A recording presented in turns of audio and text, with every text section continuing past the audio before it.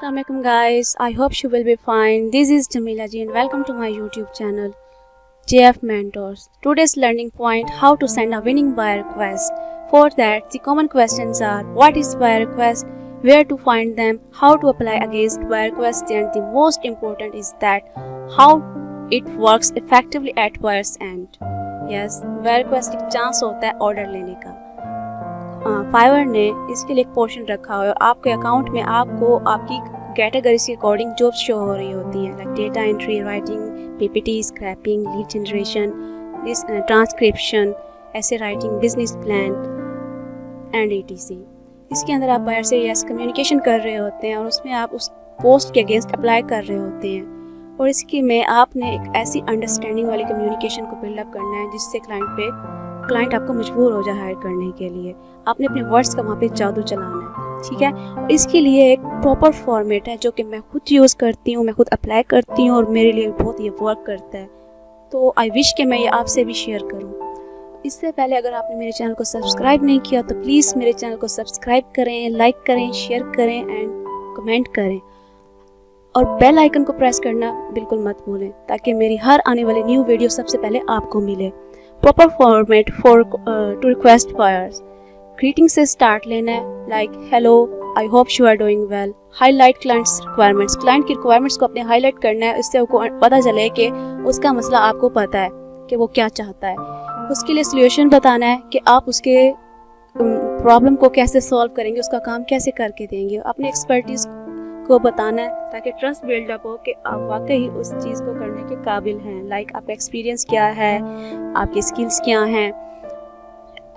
Closing line लिखनी है इसके अंदर, like I am ready for any kind of interview, please contact me, thanks for online your name. इसके अंदर आपको कुछ केयर करनी है, लाइक क्लाइंट की रिक्वायरमेंट, क्लाइंट जो रिक्वायर कर रहा है क्या वो आपको 100% आता है, जो काम आपको आता है उसी पोस्ट पे आपने अप्लाई करना है। डेडलाइन को बिल्कुल फॉलो करना है आपने। अगर उसने 1 दिन मांगा तो आपको 1 दिन के अंदर देना है, 3 दिन, 4 दिन, उससे कम टाइम आप कर सकते हैं, उसको जल्दी डिलीवर कर सकते हैं, उसके ऊपर एक्स्ट्रा आप टाइम नहीं ले सकते। सेम बजट का भी है, बजट जो क्लाइंट उसके अंदर स्पेसिफाई किया होता है आपको उसके अंडर रहना होता है। उसके ऊपर आपने सक्सेस रेट भी देखना है कि उस पोस्ट पे पहले कितने लोग अप्लाई कर चुके हैं। और फाइवर आपको मौका देता है कि आप डेली 10 रिक्वेस्ट सेंड कर सकते हैं, तो आपने सोच समझ के अप्लाई करना है। ये मैं आपको एक जस्ट सैंपल के तौर पे दिखाऊंगी कि वहाँ पे क्लाइंट कैसे जॉब्स पोस्ट कर रहे होते हैं। ऐसे उनकी पोस्ट का फॉर्मेट होता है, साथ में डेट शो हो रही होती है, इतने लोगों ने वहाँ पे अप्लाई किया होता है, लाइक 12 लोगों ने अप्लाई किया हुआ है मुझसे पहले और 5 दिन इसकी डेडलाइन है और $20 इसका बजट है। तो मुझे इसके अकॉर्डिंग वहाँ पे अगर मैं इसके ऊपर अप्लाई करती हूँ तो ऐसे मुझे इसके अकॉर्डिंग देखना होगा।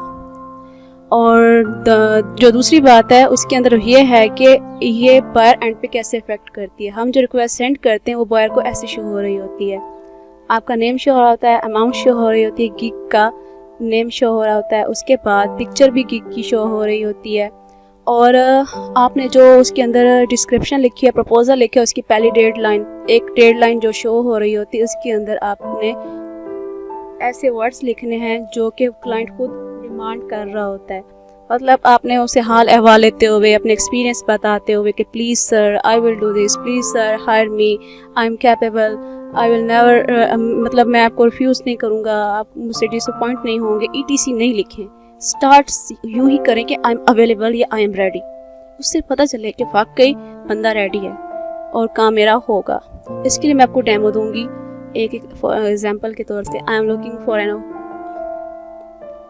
एक जॉब है, I am looking for an orientation presentation PowerPoint with voice recording and hyperlink, do you want do this. तो ये इसके ऊपर 22 लोगों ने अप्लाई किया हुआ है, 7 दिन इसकी डेडलाइन है, $50 इसका बजट है। अब इसके अंदर हम देखेंगे कि ये चाह क्या रहा है, इसके अंदर उसकी ना रिक्वायरमेंट कितनी है। मेरे मुताबिक इसके अंदर 3 है कि उसको ओरिएंटेशन टॉपिक के ऊपर प्रेजेंटेशन चाहिए, वॉइस रिकॉर्डिंग भी चाहिए, हाइपर लिंकिंग भी चाहिए। 3 चीज़ें हों गई और इसी को मैंने यहाँ पे अप्लाई करना है। लाइक मैंने ग्रीटिंग से स्टार्ट लिया है, hello Alex, I hope you are doing well, I am available to design orientation presentation 1 point in PowerPoint with voice recording दूसरी बात उसकी मैंने डिस्कस कर ली, and I will also do hyper linking according to your desire and instructions. ये चीज़ें पूरी हो गई। उसके बाद मैंने कहा था कि आपने अपनी एक्सपर्टीज़ भी बतानी है। जो मेन बात है आई एम अवेलेबल, जो उसको डेडलाइन शो होगी उसके अंदर उसकी सारी रिक्वायरमेंट पूरी हो गई है। देखिए अगर क्लाइंट को इतनी भी शो होती है ना या इतनी अकॉर्डिंग तक, तो जो वो मांग रहा है वो उसके लिए मैं रेडी हूँ, मैंने लिख दिया। ठीक है, अगर मैं काम अच्छा नहीं करूँगी तो मैं खुद रिस्पॉन्सिबल होंगी, क्योंकि मैं अप्लाई कर चुकी हूँ, फाइवर का रूल है। ठीक है, उसके बाद ये है कि I have 6 years experience in PowerPoint presentation designing, I am accurate and highly oriented in this field. इसके अंदर आप क्वेश्चंस भी बना सकते हैं ताकि क्लाइंट को अट्रैक्ट कर सकें आप, और उसका इंटरेस्ट अपनी तरफ कर सकें कि आपने वाकई उसकी पोस्ट को देखा है, समझा, और आपने उसमें से क्वेश्चंस निकाले हैं, तो क्लाइंट आपकी तरफ ज़्यादा ध्यान देगा। Can I use my own voice for the voice recording of for your content, और will you provide me voice recording for content. हमने उससे पूछना है कि जो आपने हमें ये दिया है पावर पॉइंट प्रेजेंटेशन के लिए, जो उसके अंदर वॉइस डालनी है, क्या वो मैं अपना यूज़ कर सकती हूँ या कर सकता हूँ, या आप अपनी वॉइस में देंगे वो कंटेंट रिकॉर्ड किया हुआ। तो ये हम उससे क्वेश्चन कर सकते हैं, मोस्ट इम्पॉर्टेंट है। उसके बाद क्लोजिंग लाइन देनी है, जो कि मैंने यहाँ पे लिखा था, I am ready for any kind of interview और ETC, I am ready to start work, just hire me. इसके अंदर उसको मैंने कहा है कि मुझे आप किसी भी किस्म का मुझसे इंटरव्यू ले सकते हैं, मैं काम करने के लिए रेडी हूँ, बस मुझे हायर कर लें, किसी भी किस्म की कम्युनिकेशन की ज़रूरत नहीं है, मुझे हर चीज़ की अंडरस्टैंडिंग हो चुकी है, और ये बहुत ही इफेक्टिव वे है। सेकंड है, I am ready to start work, please contact me before placing the order. कुछ लोग अवॉइड करते हैं डायरेक्ट उससे ना ऑर्डर लेने के लिए, और समझते हैं कि ज़रूरी है कि हम क्लाइंट से पहले बात कर लें ताकि कोई और भी रिक्वायरमेंट हो तो क्लियर हो जाए। थर्ड पॉइंट भी है जो आप यूज़ कर सकते हैं, डिफरेंट सिचुएशंस पे डिफरेंट चीज़ें मैटर करती हैं। लाइक उसके मैं कह सकती हूँ या आप कह सकते हैं, I am ready to start work, please contact me to look at my work samples. आप मेरे वर्क सैम्पल्स को देख सकते हैं और उसके लिए मुझसे आप कॉन्टैक्ट करें।